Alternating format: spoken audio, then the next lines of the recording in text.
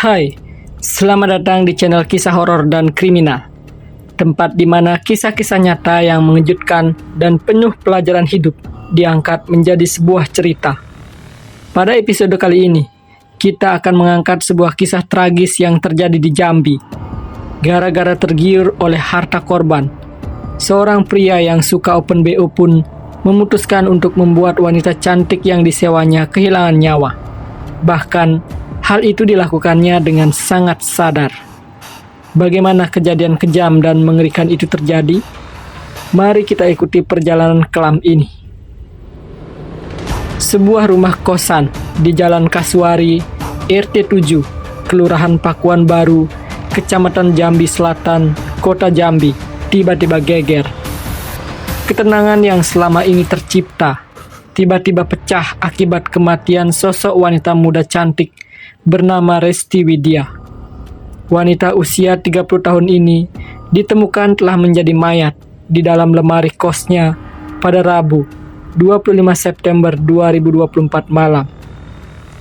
Resti merupakan warga Kampung Nengger, Desa Batu Kuung, Kecamatan Padang Rincang, Kabupaten Serang, Provinsi Banten.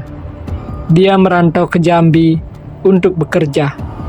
Namun, menurut pengakuan teman-temannya, sebelum tewas, ia bekerja sebagai wanita open BO yang beroperasi menggunakan aplikasi online. Seorang teman berinisial WD pun menceritakan profesi dari Resti. Teman dekatnya ini bercerita jika Resti selama ini kerap berpindah-pindah tempat kosan. Sebelum di lokasi pembunuhan, Resti dulu sempat kos di daerah Handil, namun kemudian pindah lagi. Menurut kabar yang beredar, Resti kerap menerima tamu yang didapat dari aplikasi online. Beredar juga kabar jika selama ini Resti merupakan wanita yang mempunyai simpanan yang cukup banyak.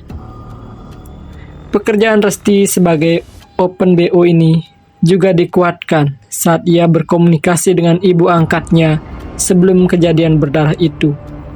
Sehari sebelum kejadian, tepatnya tanggal 24 September 2024, Resti Widya sebenarnya berencana akan ke rumah ibu angkatnya, yakni Levi. Resti menghubungi Levi dan menyebut akan datang ke sana pukul 10 malam. Resti mau ke rumah tante, kata Resti menghubungi lewat telepon. Akan tetapi, 5 menit kemudian, Resti menelepon lagi. Tante, nggak jadilah Resti ke sana. Ada orang mau datang. Tamu mau datang, kata Resti. Meski begitu, Levi tak tahu siapa sosok yang bertamu itu, dan Resti juga tak menceritakannya lebih lanjut. Dirinya pun menduga jika sosok itu adalah orang yang terakhir kali bertemu dengan Resti, dan Levi mengatakan itu adalah saat terakhir dirinya berkomunikasi dengan Resti. Tidak hanya Levi, adik Resti, Daya Salsabila, juga sempat menghubungi kakaknya sehari sebelum Resti ditemukan tewas. Sekitar pukul 17 waktu Indonesia Barat, Salsabila mengirim pesan menanyakan kabar Resti.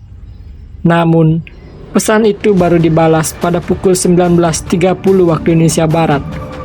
Jawabannya pun singkat. Dia mengatakan sedang dalam kondisi pusing. Setelah jawaban singkat, tak ada jawaban lanjutan kembali. Ayah Resti, Ismet Kaisar, seorang lelaki berusia 58 tahun, juga mengalami hal aneh sebelum mendapat kabar Resti tewas di dalam lemari. Saya sempat merasa ada firasat, kata Ismet. Saat itu, tiba-tiba saja ada seekor burung yang masuk ke dalam rumahnya. Tak lama kemudian, burung itu pun pergi. Pertanda itu pun membuatnya semakin was-was, apalagi setelah membaca pesan singkat dari Resti Widya. Selain itu, Ismet juga menyebut jika Resti sempat menghubungi keluarganya di Banten dan menyampaikan bahwa ia merasa terancam. Namun, Ismet tidak menjelaskan lebih lanjut mengenai ancaman tersebut. Sementara itu, teman-temannya melihat Resti terakhir kali pada Selasa, 24 September 2024 termasuk juga pemilik kosan yang ditinggali Resti. Namun, ada temannya yang mendapat kabar jika Resti berniat pulang kampung. Setelah tanggal 24 September itu, Resti pun tidak pernah lagi muncul atau tak bisa dihubungi. Sementara pintu kamarnya terkunci rapat. Karena telepon tak aktif, teman Resti pun mulai curiga. Temannya merasa ada yang aneh dan mencari tahu hingga ke kosannya pada Rabu 25 September 2024 malam. Dengan meminta bantuan pemilik kos, mereka pun mencoba membuka pintu kamar Resti. Namun, pintu terkunci dan pemilik kos pun memutuskan untuk mendobrak pintu. Akan tetapi, alangkah terkejutnya pemilik kos saat menemukan Resti sudah tak bernyawa. Di dalam lemari bertingkat 4, tergeletak tubuh Resti dalam keadaan mengenaskan. Tubuh Resti yang tak bernyawa ditemukan tertumpuk pakaian dengan tangan terikat ke belakang dan mulut tersumpal kain, sementara kaki ditekuk. Bahkan kondisinya pun sangat memprihatinkan. Pemilik kos lalu melaporkan penemuan mayat itu kepada polisi. Polisi datang ke lokasi dan melakukan penyelidikan. Jasad Resti kemudian dibawa ke rumah sakit. Tak hanya kehilangan nyawa, beberapa barang berharga milik Resti pun hilang, mulai dari tabungan, HP, kalung, dan beberapa barang berharga lainnya. Mendapat kabar kematian Resti, keluarganya pun datang ke Jambi. Mereka juga dimintai keterangan oleh pihak kepolisian, termasuk teman kosnya juga dimintai keterangan. Polisi juga melakukan otopsi terhadap mayat Resti.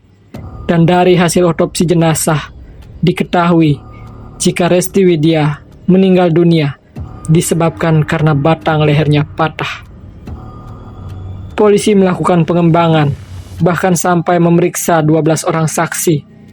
Dan setelah melakukan pengejaran, pembunuh Resti pun ditangkap di Desa Pulai, Gading, Distrik Merang, Kecamatan Bayung, Lincir, Kabupaten Musi, Banyuasin, Sumatera Selatan pada Kamis pagi 3 Oktober 2024 sekitar pukul 5:50 waktu Indonesia Barat. Pelaku bernama Daniel Sihombing, seorang pemuda berusia 24 tahun. Pemuda lajang asal Medan, Sumatera Utara ini bekerja sebagai seorang sopir di salah satu perusahaan yang ada di Jambi. Ia bekerja sebagai supir pengangkut kayu untuk di-loading. Lalu, bagaimana Daniel Sihombing menghabisi nyawa Resti? Usut punya usut. Daniel Sihombing merupakan pelanggan setia Resti. Mereka pun sudah saling kenal. Apalagi, Daniel diketahui sangat doyan open BO untuk memuaskan nafsunya. Bahkan, Daniel ternyata sudah 2 kali open BO untuk menikmati kenikmatan tubuh Resti Widya. Setelah mencoba yang pertama, ia pun ketagihan dan ingin mencoba lagi untuk yang kedua kalinya. Usai melakukan pengecotan dengan Resti, Daniel pun merasa puas. Namun, tiba-tiba, dia melihat harta benda milik Resti tergeletak di lantai. Yang awalnya hanya ingin open BO menikmati tubuh Resti, kini Daniel juga berhasrat memiliki hartanya. Sekali dayung, 2-3 pulau terlampaui, pikirnya. Tanpa diprediksi oleh Resti, Daniel kemudian mencekik leher korban. Sambil mencekik, ia juga menyumpal mulutnya dengan pakaian agar tak berteriak. Sambil mencekik, Daniel juga membenturkan kepala Resti ke tembok, sehingga membuat lehernya juga patah. Butuh waktu sekitar 20 menit untuk ia menghabisi nyawa Resti. Setelah itu, tangan Resti diikat ke belakang. Usai melakukan tindakan kejinya, Daniel memasukkan tubuh Resti ke dalam lemari. Di sana, ia juga memastikan bahwa Resti sudah tak bernyawa. Setelah memastikan korban tidak bergerak di dalam lemari, Kemudian Daniel mengumpulkan semua barang berharga korban, seperti uang tunai senilai 3 juta, perhiasan, HP, hingga jam tangan mewah milik Resti. Dengan bermodalkan barang berharga itu, ia pun kabur ke Banyuasin, Sumatera Selatan, hingga akhirnya ia tertangkap oleh polisi.